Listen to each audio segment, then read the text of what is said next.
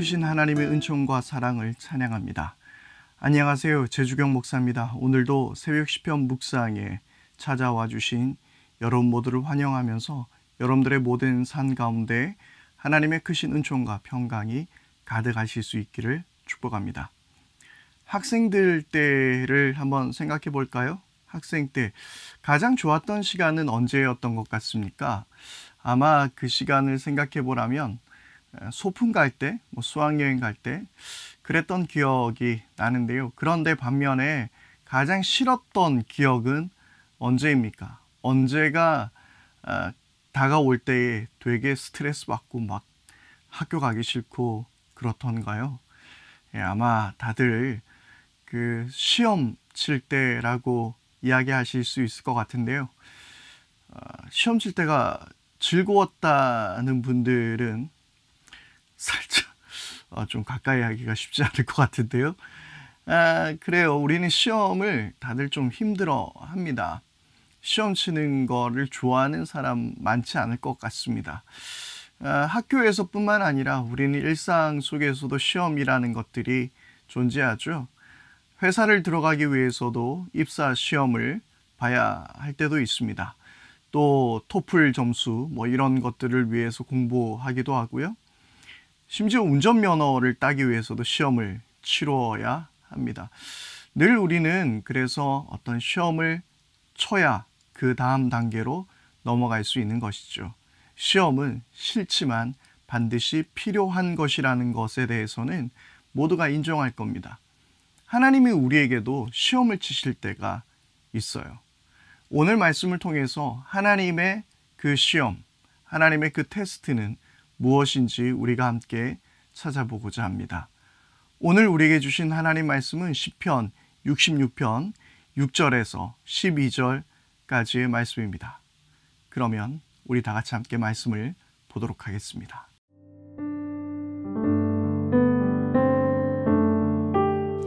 하나님이 바다를 육지로 바꾸셨으므로 사람들은 걸어서 바다를 건넜다. 거기에서 우리는 주님께서 하신 일을 보고 기뻐하였다. 주님은 영원히 능력으로 통치하시는 분이시다. 두 눈으로 문나라를 살피시니 반역하는 무리조차 그 앞에서 자만하지 못한다. 백성아, 우리의 하나님을 찬양하여라. 그분을 찬양하는 노랫소리 크게 울려 퍼지게 하여라. 우리의 생명을 붙들어 주셔서 우리가 실족하여 넘어지지 않게 살펴주신다. 하나님, 주님께서 우리를 시험하셔서 은을 달구어 정련하듯 우리를 연단하셨습니다. 우리를 그물에 걸리게 하시고 우리의 등에 무거운 짐을 지우시고 사람들을 시켜서 우리의 머리를 짓밟게 하시니 우리가 물속으로 뛰어들었습니다. 그러나 주님께서 우리를 마침내 건지셔서 모든 것이 풍족한 곳으로 이끌어 주셨습니다.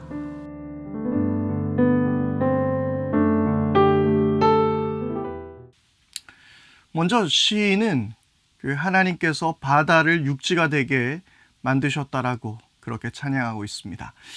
우리가 이 사건을 생각해 볼 수 있는 것은 두 가지가 있는데요. 한 가지는 우리가 잘 아는 모세가 홍해를 갈랐던 사건을 기억할 것 같아요. 그리고 또 요단강을 그 여호수아가 요단강을 건널 때 또 그 요단강 물이 갈라지게 되는 역사가 일어나게 되었죠. 그래서 이것을 강으로 볼 것인가 바다로 볼 것인가 여러 가지 이야기가 있습니다만은 학자에 따라서 조금 다른 것 같아요. 어떤 사람들은 요단강을 도화하는 바로 그 말씀이다라고 이야기하는 학자들도 있고 또 홍해를 갈랐다라는 바로 모세의 기적을 이야기하는 그 학자들도 있습니다. 중요한 것은 그것이 요단강이든 그것이 홍해이든 하나님께서는 초자연적인 현상으로 그들을 인도하셨다라는 사실이죠. 초자연적인 현상, 과학의 상식을 거스르는 그러한 현상. 예수님께서 병자를 고치셨고 그리고 무리를 걸으셨고 물고기 2마리와 보리떡 5개로 5천 명이 넘는 사람을 먹이셨던 이 모든 사건들은 초자연적인 현상이죠. 과학의 이치를 거스르는 그러한 역사들입니다. 이 기적의 하나님, 그 기적의 하나님이 가능한 것은 하나님께서 온 세상을 만드신 분이기 때문에 그렇습니다. 이 과학의 법칙들조차도 하나님께서 만드셨기 때문에 하나님은 초자연적인 능력으로 우리를 이끄시는 분이시라고 이 성경의 기자는 그렇게 고백하고 있습니다. 그러니까 권능의 하나님께서 이 높고 높은 보좌에서 이 작고 작은 인간들을 보살펴 주시기 위해서 초자연적인 현상으로 개입하시는 하나님, 그분의 백성들을 인도하여 주시는 하나님, 그렇게 지키시는 하나님이라고 시인은 고백하고 있습니다. 시인은 계속해서 이렇게 이야기합니다. 하나님께서는 우리로 하여금 실족하지 않도록 우리를 붙들어 주시는 분이라고 그렇게 말하고 있는데요. 특별히 저는 개역 개정 성경에서 이 구절이 좀 더 색다르게 나왔어요. 실족하게 되는 것을 허락하지 않는다고, 실족을 허락하지 않는 분이라고 그렇게 시인은 이야기하고 있습니다. 그러므로 어떤 재앙과 어려움도 하나님의 보호보다 클 수 없다라는 바로 그 시인의 고백이 담겨 있는 것이죠. 다 하나님의 권위 아래 있다라는 거. 우리에게 어려움이 오려면 하나님이 허락하셔야 된다라는 거. 여러분, 이 의미를 아시겠습니까? 이 모든 것들이 하나님의 지배 아래 있다라는 것을 시인은 이야기하고 있습니다. 그런데 시인은 고민합니다. 그렇게 하나님께서 우리를 지키시고 실족을 허락하지 않는 분이 나의 하나님이시며 초자연적인 현상으로 더불어서 이스라엘 백성들을 지키셨던 하나님이 왜 이런 어려움과 시련을 우리에게 주실까? 그렇게 고민했던 것 같아요. 자, 우리 10절 말씀을 함께 보겠습니다. 하나님, 주님께서 우리를 시험하셔서 은을 달구어 정련하듯 우리를 연단하셨습니다. 시인은 자신의 삶 가운데, 자신의 나라 가운데 찾아오는 이 어려움의 원인을 알게 되었어요. 하나님이 시련을 우리 가운데 실족하는 것을 허락하지 않는 분인데 왜 이렇게 삶의 어려움이 닥쳐오는가? 거기에 대한 답은 바로 이것은 하나님의 시험이라고 이야기하고 있는 것입니다. 여러분, 우리는요, 시험이라고 이야기할 때에 이것을 테스트로 이해해야 하지, 이것을 템테이션으로 이해해서는 안 되는 거예요. 이 시험을 시험거리라고 이야기하는 어떤 유혹의 대상으로 생각하는 것이 아니라 하나님이 우리에게 주신 테스트 과제라는 거예요. 시험 과제라는 거예요. 시험 과제가 왜 필요하다라고 말씀드렸죠? 그것은 다음 단계로 넘어가기 위해서 반드시 거쳐야 하는 과정이라고 이야기 드렸어요. 분명히 우리의 삶을 돌아보면요, 이 두 가지 시험이 같이 올 때가 있습니다. 하나님의 그 테스트가 우리 가운데도 분명히 있을 때가 있고요. 또 한 가지는 우리의 삶의 유혹으로, 그러니까 템테이션으로 다가오는 그런 시험들도 있다라는 거예요. 그것은 하나님께서 우리를 테스트하는 게 아니죠. 사탄의 유혹으로 우리가 정욕으로 인해서 그 시험에 넘어가 버리게 되는 것.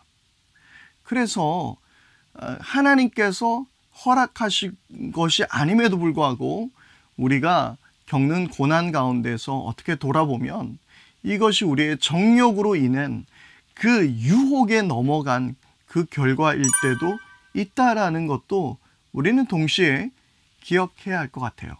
그래서 이 하나님의 연단은요, 얼마나 뜨거운 연단이었으면 은을 단련하는 그런 연단과 같다라고 이야기하고 있습니다.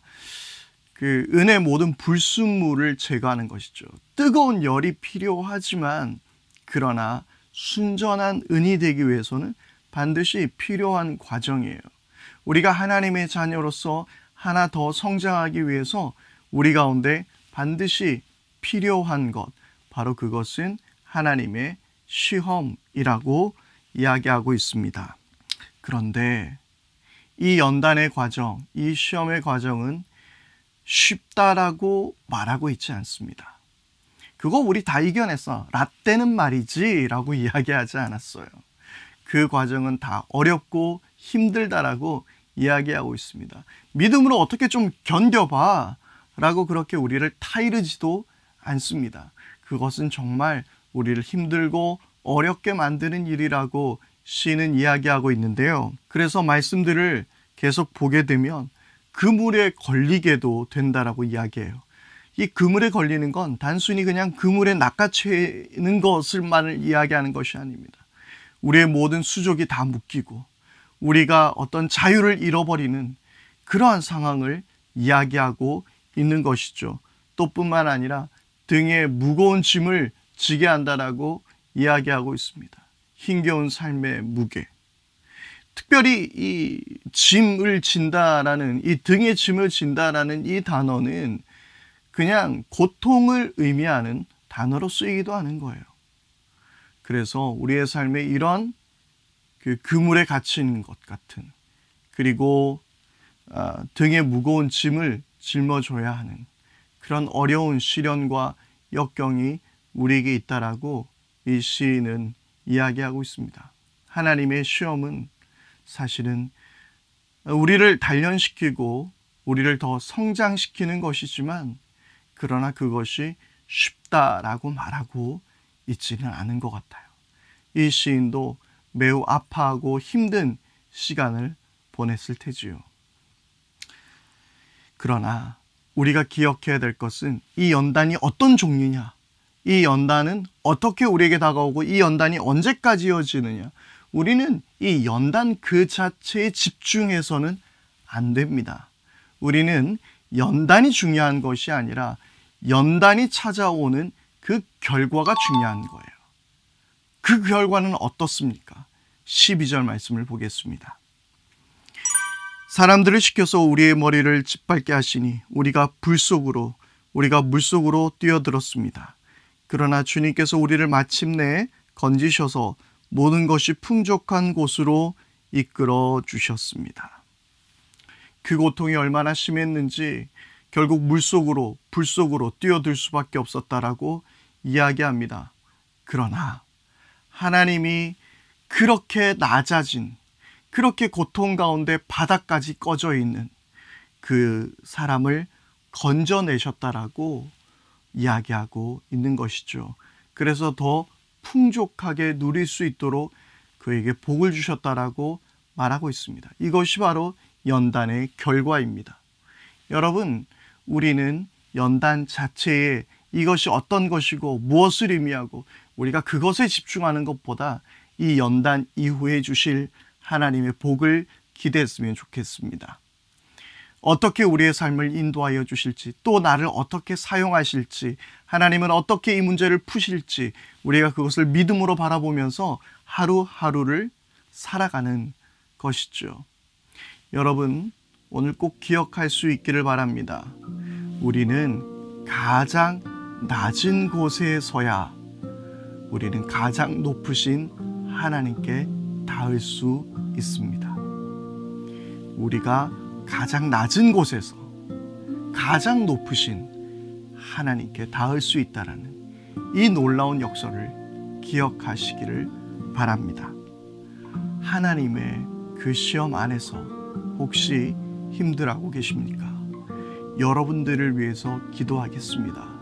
그리고 하나님께서 앞으로 여러분들의 삶을 어떻게 인도하실지 기대하시고 이 시험 가운데서 꼭 승리하는 여러분들 되시기를 바랍니다. 함께 기도하겠습니다. 하나님 아버지, 오늘 하나님의 시험에 대해서 함께 말씀을 나누었습니다. 원하건대 할 수 있다면 주님, 우리에게 시험을 허락해 주시지 마십시오. 우리가 견디기가 어렵습니다.